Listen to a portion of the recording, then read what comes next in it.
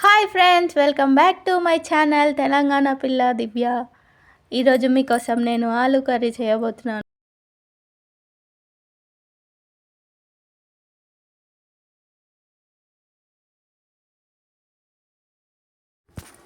ఇగో మళ్ళీ షురూ చేసేద్దాం. పొయ్యి మీద కడాయి పెట్టుకొని 2 టేబుల్ స్పూన్ల నూనె వేసుకుందాం. నూనె జర గరం అయినాక ఇంత జీలకర్ర వేసుకుందాం. ఇక జీలకర్ర కూడా వేగింది. 2 పెద్ద సైజు ఉల్లిగడ్డలు కట్ చేసి వేస్తున్నా.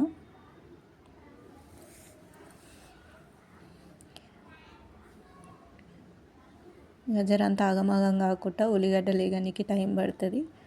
జర ఎర్రగా వేగినాక అల్లం ఎల్లిగడ్డ కూడా వేసుకుందాం.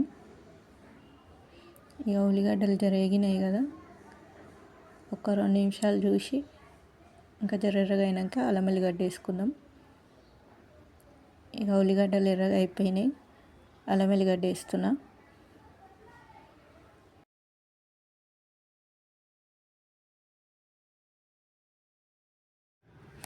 ఇక అల్లం ఎల్లిగడ్డ వేసిన కదా, ఇది నూనెలో మంచిగా వేగేటట్టు వేపుకుందాం.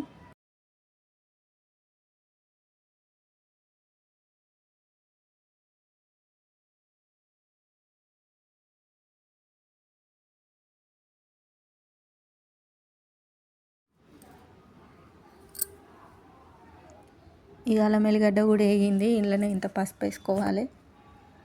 పసుపు ఎక్కువ కూరల్లో మళ్ళీ పసరు అవుతుంది, చూసి వేసుకోవాలి పసుపు.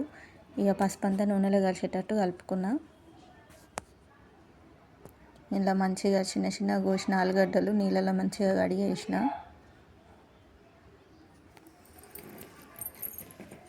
ఆలుగడ్డలు నీళ్ళలోనే వేసి పెట్టాలి, లేకుంటే కలర్ మారుతాయి, మళ్ళీ ఇన్ఫెక్షన్లు వస్తాయి, పాయిజన్లు అవుతాయి. జర చూసి వేసుకోరులా.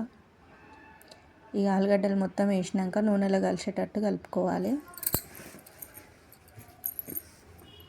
అట్లనే జర రుచికి తగ్గంత ఉప్పు కూడా వేసి కలుపుకోరి. ఉప్పు క్లిప్ మిస్ అయిపోయింది. మళ్ళీ మా అక్క ఉప్పు వేయకుండా కూర వండిందని అనుకోవద్దు. మీ టేస్ట్కి తగ్గంత ఉప్పు వేసుకొని మంచిగా కలుపుకొని జరసేపు మూత పెట్టి ఉడికించుకుందాం. ఇంకొక 5 నిమిషాలు మూత పెట్టి ఉడికించుకుందాం.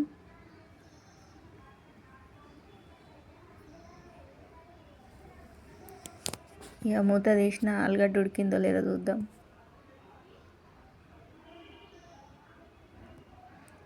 ఆలుగడ్డ జర ఉడికింది. ఇంట్లోనే 2 స్పూన్ల కారం వేసిన. మా కారం పొడి జర కారం ఎక్కువ ఉంటుంది అబ్బా, అందుకే ఇక జర 2 స్పూన్లే వేస్తున్నా. మీ కారం టేస్ట్ ఎట్లుంటుందో చూసి ఎక్కువనో తక్కువనే వేసుకోరి. ఇక కారం మంచిగా ఆలుగడ్డలకు పట్టేటట్టు మంచిగా కలుపుకోవాలి.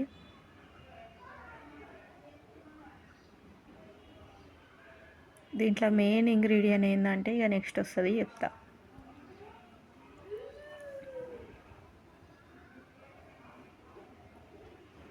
మన కూరను హైలైట్ చేసేది కొత్తిమీర. ఈ కొత్తిమీర ఏంటంటే చాలా ఒక గుప్పెడు వేసుకోవాలి. ఒక కట్ట అంత వేసుకున్నామంటే సూపర్ ఉంటుంది టేస్ట్.